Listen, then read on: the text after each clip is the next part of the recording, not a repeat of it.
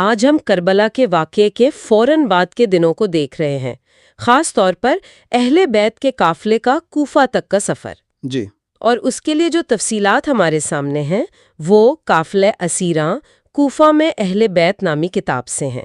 تو ہم 11 اور 12 محرم سن 61 ہجری کے واقعات کا جائزہ لیں گے۔ بالکل، اور یہ سمجھنا اہم ہے کہ یہ سب کچھ کربلا کی جنگ کے فوراً بعد ہو رہا تھا۔ ہاں، بچ جانے والے شدید صدمے میں تھے، حالات بہت مشکل تھے، یہ صرف کوئی عام سفر نہیں تھا۔ صحیح۔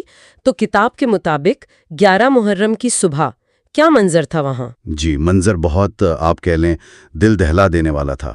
شہداء کے لاشیں میدان میں تھے، بے گور و کفن، اور اہل بیت خیموں میں؟ ظاہر ہے شدید غم کی حالت میں۔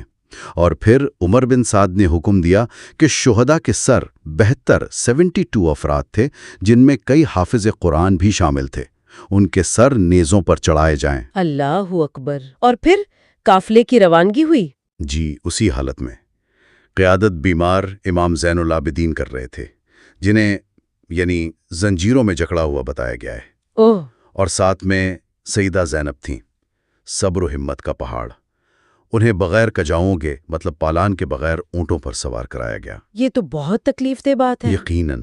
اور پھر ایک اور واقعہ جو کتاب میں درج ہے وہ بہت ہی المناک ہے۔ کون سا؟ قافلے کو جان بوجھ کر مقتل سے گزارا گیا۔ شہادت کہاں سے؟ اچھا، اور جب سیدہ زینب کی نظر اپنے بھائی امام حسین کے جسم پامال پر پڑی تو وہ بے اختیار اونٹنی سے گر پڑی یا اللہ! اور لاش سے لپٹ گئیں۔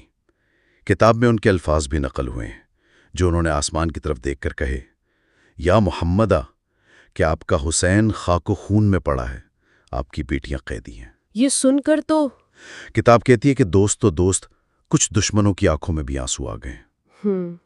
لیکن آپ دیکھیں ظلم کی انتہا کہ شمر نے اسی حالت میں بیویوں کو کوڑوں سے مار کر لاشوں سے ہٹایا، استغفر اللہ، تاکہ قافلہ آگے بڑھے۔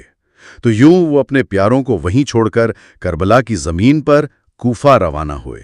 پھر 12 محرم کو یہ قافلہ کوفہ پہنچا، وہی کوفہ جس نے امام کو بلایا تھا؟ جی، وہی کوفہ، لیکن اب صورتحال بالکل مختلف تھی۔ کتاب کے مطابق لوگ استقبال نہیں کر رہے تھے بلکہ تماشا دیکھنے آئے تھے۔ تماشا؟ ہاں، منظر یہ تھا کہ خواتین، بچے بغیر پالان کے اونٹوں پر، امام زین العابدین زنجیروں میں، اور آگے نیزوں پر شہداء کے سر۔ بہت مشکل منظر ہوگا۔ یہاں ایک واقعہ بھی بیان کیا گیا ہے کہ کوفہ کی عورتوں نے پوچھا، یہ کون قیدی ہیں؟ تو جواب آیا، ہم آل محمد کے قیدی ہیں۔ تو کیا ہوا؟ اس پر تو کہرام مچ گیا۔ کچھ عورتوں نے ترس کھا کر صدقہ سمجھ کر کھجوریں، روٹیاں پھینکی۔ صدقہ؟ جی، تو اس پر سیدہ ام کلثوم نے پکار کر کہا، اے اہل کوفہ، ہم اہل بیت رسول ہیں، ہم پر صدقہ حرام ہے، اور وہ چیزیں واپس پھینک دیں۔ اپنی شناخت اور اصولوں پر قائم رہیں۔ بالکل۔ پھر جب کوفہ والے رونے لگے تو سیدہ زینب نے، جو خود اس حال میں تھیں، اشارے سے سب کو خاموش کرایا۔ اور پھر وہ مشہور خطبہ دیا؟ جی ہاں، وہ تاریخی خطبہ جس میں انہوں نے کوفہ والوں کو جھنجھوڑا، ان کی بے وفائی یاد دلائی۔ اے اہل کوفہ، اے دھوکہ دینے والو! ان کے آنسوؤں کو بھی کہا کہ یہ بیکار ہے؟ جی، اور ان کے جرم کی سنگینی بتائی۔ نبی کے جگر گوشے کا قتل۔ انہوں نے پوچھا، کیا تم جانتے ہو تم نے رسول کا کون سا جگر پارا نوچ لیا ہے؟ اس کا کیا اثر ہوا؟ کتاب کہتی ہے لوگ سن رہ گئے، انگلیاں منہ میں دبا لیں، ضمیر پر جیسے کوڑے برسے ہوں۔ زبردست۔ یہ صرف غم نہیں تھا، یہ ایک طرح کی للکار تھی، ان کی اخلاقی برتری کا اعلان تھا۔ اچھا، اس کے بعد قافلے کو ابن زیاد کے دربار میں لے جایا گیا؟ جی، ابن زیاد وہ تکبر سے بیٹھا تھا، امام حسین کا سر مبارک اس کے سامنے تشت میں رکھا تھا۔ اور اس نے کیا کہا؟ اس نے سیدہ زینب کی طرف دیکھ کر طنز کیا کہ اللہ نے تم لوگوں کو رسوا کیا۔ تو سیدہ زینب خاموش رہیں؟ نہیں، بالکل نہیں۔ انہوں نے کمال جرأت سے جواب دیا، فرمایا، تعریف صرف اللہ کی ہے جس نے ہمیں اپنے نبی محمد صلی اللہ علیہ وآلہ وسلم کے ذریعے عزت بخشی۔ رسوا تو فاسق ہوتا ہے، اور وہ ہم نہیں، کوئی اور ہے۔ سبحان اللہ۔ پھر ابن زیاد نے پوچھا، اللہ کا سلوک کیسا پایا اپنے ساتھ؟ تو جواب دیا، میں نے اپنے رب کی طرف سے خوبصورتی کے سوا کچھ نہیں دیکھا۔ خوبصورتی؟